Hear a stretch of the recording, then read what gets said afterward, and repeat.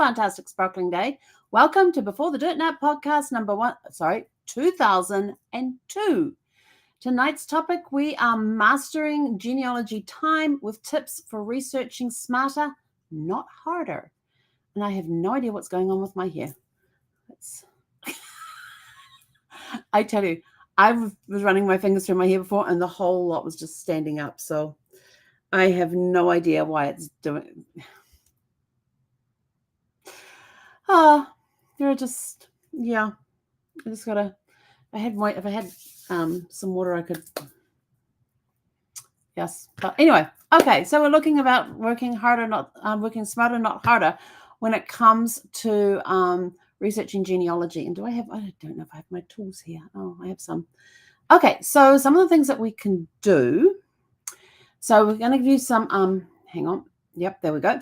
All right. So there's different methods that we can use for putting our time into the calendar, because genealogy, you can go down some rabbit holes and end up lost down in the rabbit warren somewhere. And we all know rabbit warrens have all these little tunnels that go off into different rooms and everything else. And you find this thing and you're sort of like, oh my gosh, what goes over here? And then you're down over here. And before you know it, you started over here, but you're somewhere over there, yonder thing. And you got to try and get back to here again. So what do we do? Well, we have some techniques to help. And I use some of these techniques, and some of them I have that could use a lot of improvement. So first of all, set a research timer. And you can do the Pomodoro method, which is work and focus 25-minute increments with a 5-minute break in between. And after 4 sessions, take a longer 15 to 30-minute break. And why it works is it keeps you focused and prevents burnout, even during deep research dives. I have tried this. I love it. I try to remember to use it. But I do have this handy dandy little, rather than setting the timer on my phone, I have this handy dandy little timer thing here. And it's about working on 25-minute increments, 25 minutes. And it happens to have a 25 on here. So when I turn this on, and you've got little buttons here so you can actually set your own time. But when you turn it on, there you go, now it's on. And then you just find the 25, and it's got a little flashing light on there, and you just drop it to that side. And now you can see it's starting to count down on the 25. And it makes a horrendous, and it has a reset button on the back. Yes, we'll just let that go for a little minute. So it just sits on the desk, and this has a very, very loud timer on it. So if you're in a deep dive and deep concentration, that thing is going to get you out of there, and no worries at all. So working in short, and you can also do short bursts for busy schedules. So commit to 15 minutes. There's a 15-minute timer on here as well of genealogy a day. Even small sessions can make significant results over time. Now, while you are doing this, you're also going to create a weekly genealogy log, which has a list of ancestors or topics you want to research, specific goals. So you've got your question, find John Smith's 1870 census record, search the probate records for Mary Jones. You have those questions in there, or those tasks that you want to do, because you're trying to answer the question. So now we break it down into tasks. And notes on sources consulted and outcomes to avoid duplication. So this is doing your research log. Another good thing for your research log is when you come up with the ideas of what you want to research. So you're taking your record checklist that has all the different records that you can search, or all the different things that you want to go looking for. And then you take these magical things. Hang on. I gotta make sure I get different colors here. I'm going to pull off the words off the top ones. Okay. So then you take these magical squares, and I've got a whole range of different colors, but you take these magical squares and you create the Post-it board. And what the Post-it board is, do I have handy? No, I don't have it handy, but I also have a longer Post-it thing that's about 5 by 7 in size. And it has lines on it. So on that, I write down what the question is. And then these guys, each one becomes a resource to a source to go and check. Like Mary Jones, go check for probate records. John Smith, check for the census record. And so I write down all of so each place that I want to go to. And like I said, I have way more colors. I've got some more out on the table out there. So you have your different colors and I use the different colors for the different sources I need to check, like if it's a vital record, being birth, death, or marriage, if it's a newspaper article, if it's probate records. So I have different colors that I use for different types of records, and that can help. If you've got the record checklist, I can go in here and go, okay, to answer this question, and I check on this checklist, to answer this question, I'm going to need to go to this one, this one, this one. Each one gets a Post-it note put on it. And then I stick it on my board, and I have my longer version one, which has written what the question is. And then underneath these are all the little Post-it notes. And on the Post-it notes, I put search vital records or search for birth certificate or birth certificate / baptismal records. Because in some, depending on the era, you would have baptismal records rather than birth certificates. Later on, you'll get more birth certificates than you do baptismal records. Well, yeah, sometimes. So we want to write this. And on some baptismal records, they will actually, even though there wasn't a column in the parish records, they would write in there what the actual birth date was. And some kids did not get, sometimes they would save the kids up.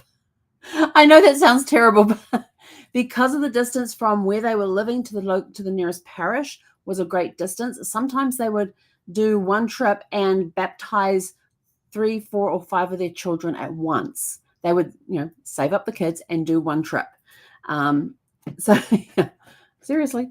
So you can put on here, go research this particular area's parish records to see if you can find a birth certificate. So that gives you a specific thing that you want to go and look for. And down here, you could put in the corner, put about how many minutes it's going to take you. So if you're using the Pomodoro method or you're using the short burst method, Pomodoro is better.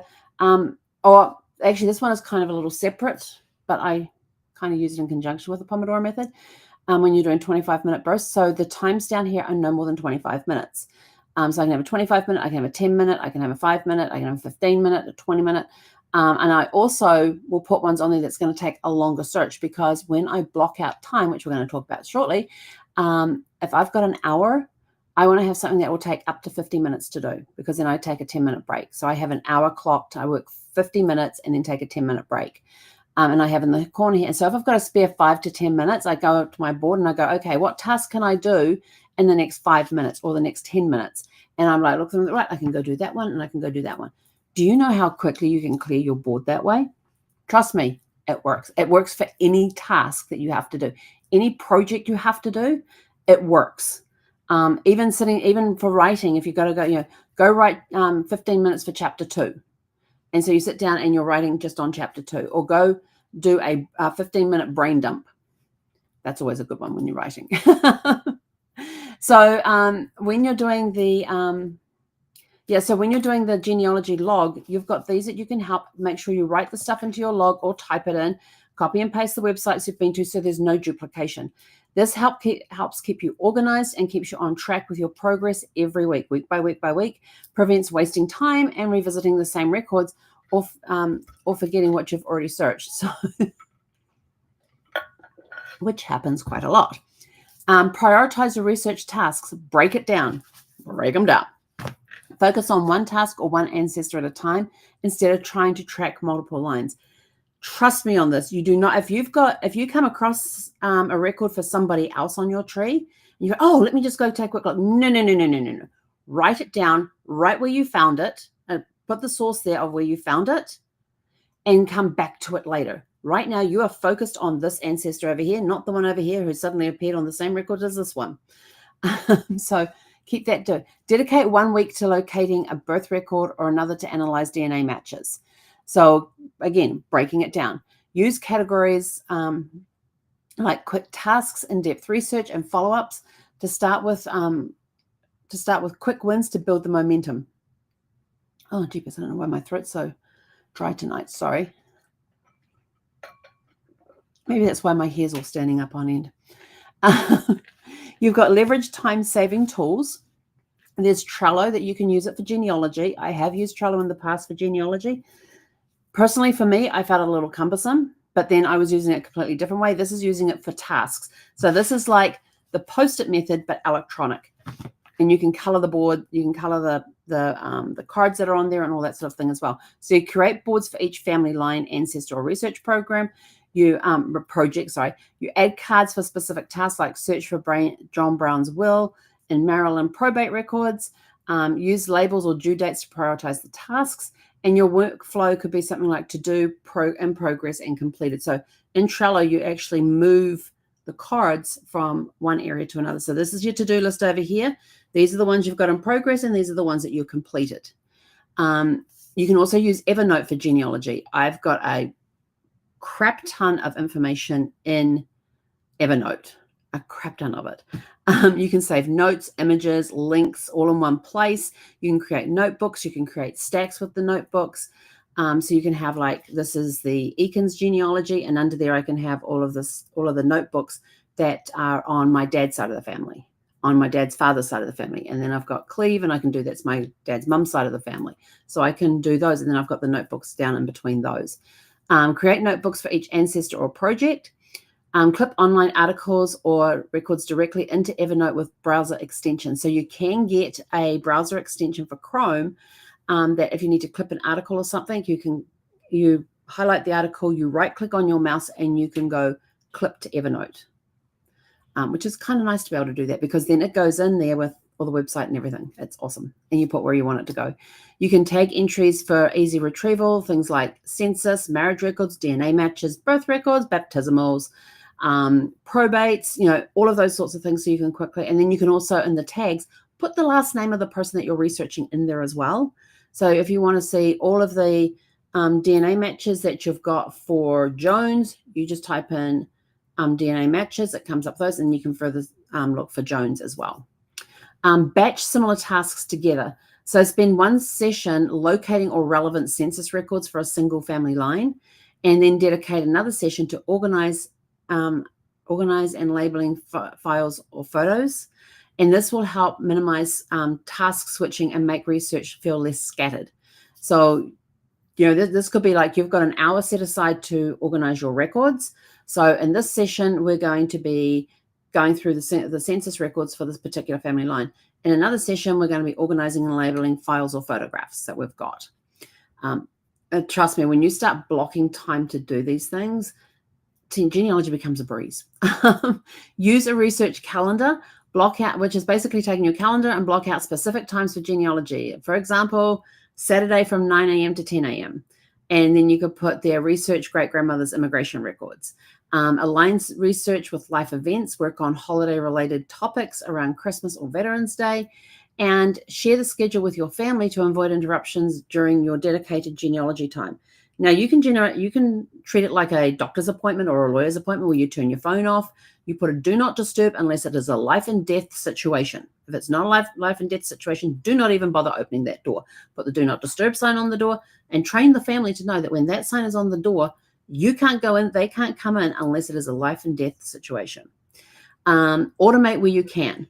So set alerts on genealogy sites. Many platforms like Ancestry or MyHeritage allow you to set up alerts for new records about specific ancestors or surnames. It kind of works like if you use Google Alerts, that's another way that you can also track if that name should pop up. If you can actually set up a Google Alert on specific names. I have a Google Alert set for my own name, so anytime I'm mentioning an article or anything else, it pops up that I haven't generated. So you could do this for your ancestors as well and see what comes up with that.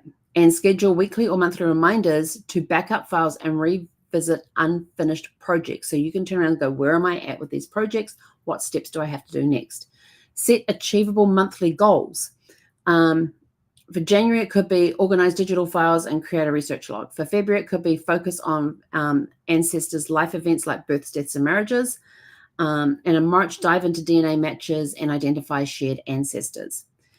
Number 9, you can delegate or collaborate, work with family members or fellow researchers to divide and conquer. Trust me, dividing and conquer makes a huge difference. Everybody has their own way of researching. Some of them will do some things the same as you, and some things will be completely different to what you normally do. So ask, and this is when you can interview relatives who are older while you've got somebody else, or you can have a relative go in and interview the older generation while you focus on document searches or vice versa. And then number 10 is review progress regularly. Do a weekly recap, review what you've accomplished, update your to-do list and based on new discoveries. And when you're updating your to-do list based on what you have accomplished this week, you could end up adding more stuff to your to-do list. Don't worry, that to-do list is going to be horrendous anyway, but you're going to be chipping away at it slowly. And then have a monthly reflection where you assess long-term goals and adjust focus if needed. It could be that you're busy going down this path and you suddenly realize, oh, that might not be the right person. Let's backtrack over here.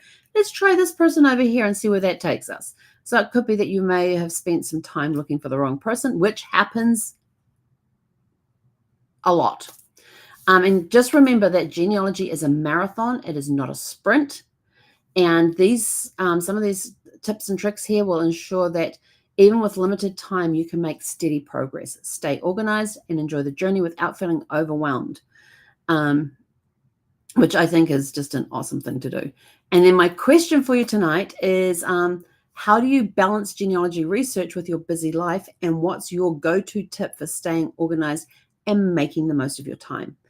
Most of these things that we've just mentioned here, these 10 things we've mentioned here, is stuff that I do. Am I consistent with them? Not all the time. Most of the time I'm consistent, and then there's just time it's just sort of like, I really can't be bothered sitting down and looking at what I've done this week. You get to the end of the week and I'm sort of like, okay, let's have a look at the project. I really don't feel like that. And there are times that you are going to feel like that, and that's okay. You are doing your research on the time that you have allotted. And it could be some days you just go down that rabbit warren. You go down the rabbit hole and don't know where you're going to end up, and that's okay. Just make sure you take notes along the way and keep track of where you go when you're going down the rabbit hole so you don't repeat it again. Unless you've got to get back to a record, and that's the only way you can figure out how to do it. But there's always other ways. So those are just a few hints and tips about mastering genealogy research, allowing time for it, keeping your mind fresh while you do that, and different ways to take the overwhelm out of it. Yes, that to-do list is going to get long. Don't worry about it. It's a marathon, not a sprint. Remember that. It's a marathon, not a sprint. Yes, you're going to end up with a lot on your to-do list, but guess what? If you're using any of the methods that we've talked about today, including the Post-its and stuff, you'll be surprised at how quickly you will start whittling down that to-do list. Yes, you're going to keep adding things as you go along, and that's perfectly fine. That to-do list is always in motion. It is always changing. But here's the cool part. As you start a project, you get to move it from the to-do list to the in-progress list. And then the really cool part is that when you're finished researching it, it now goes into the completed list. And that completed list is going to get stacked up pretty quickly if you're doing like a lot of these little tasks and things, or as you chip away, you allot yourself a certain time and a certain amount of time each day, a certain day and time a week, or 15 minutes a day. You want to do 20 minutes a day. You want to book it in your calendar. Let the family know this is my genealogy time. And if you have it the same time every day, it makes it a lot easier because they know, oh, that's mum or dad's genealogy time. Get the kid, if you've got kids, get them involved with it as well. What can they do to help you advance the research, to help get some of that stuff off your list?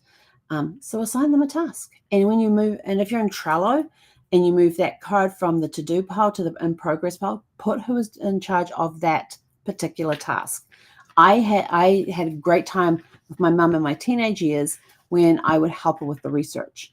And we would look over stuff together, look over records together. We'd go on road trips because in those days there were no computers, there was nothing online. So you had to go in person researching, or you had to sit at home and write these letters about the information that you're wanting, we were sending it off to England and Scotland to get that. And then we'd have to wait weeks, sometimes months, for those replies to come back. And usually we're sending letters to like Genealogy Association, family history places. We were sending it to genealogy societies. We were sending it to an archives. We were sending it to a records place. All the different places that we can now, most of them we can access online. But we would have to send that letter off. We'd have to wait for it to get to England. Then we'd have to wait for them to do all the research and then send the stuff back. And sometimes it could be 3 or 4 weeks. It could be 2 or 3 months. I think we had a 6-month one in there somewhere.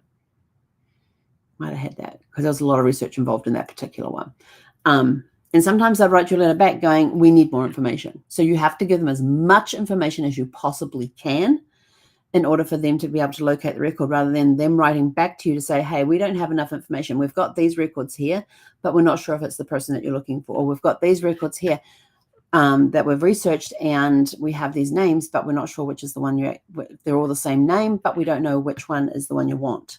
And here's the list. And yeah, then you have to turn around and write back and go, we're interested in this one. I don't think we had to do that one too often, though. I'm trying to remember. Did we have to do those? Mum basically took care of the correspondence, but it was always fun when we got it back, because we'd sit there and read it together and plot our next move. Who are we going to contact next? Oh, look, we've got a copy of the birth certificate. Yay!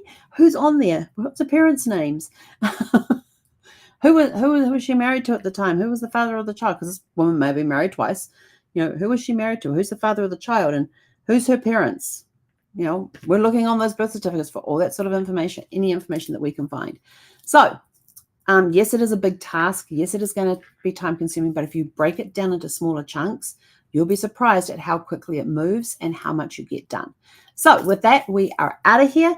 Go out, have a super fantastic, sparkling evening. Oh, look, just so you know, we started this on 25 and it's still got 6 minutes and 18 seconds left. It's still going. But to turn it off, I just do this. And as you can see, it's flashing because it's on pause. And I can resume it by dropping it back down. And now it's going to go back to, it's actually reset. So I'm just going to, and the cool part is it's got a USB connector here. That's how you charge it. You don't even need to replace batteries. And so we're just going to hold these two buttons together to turn it off. This is a cool thing, and it's obnoxious, I tell you.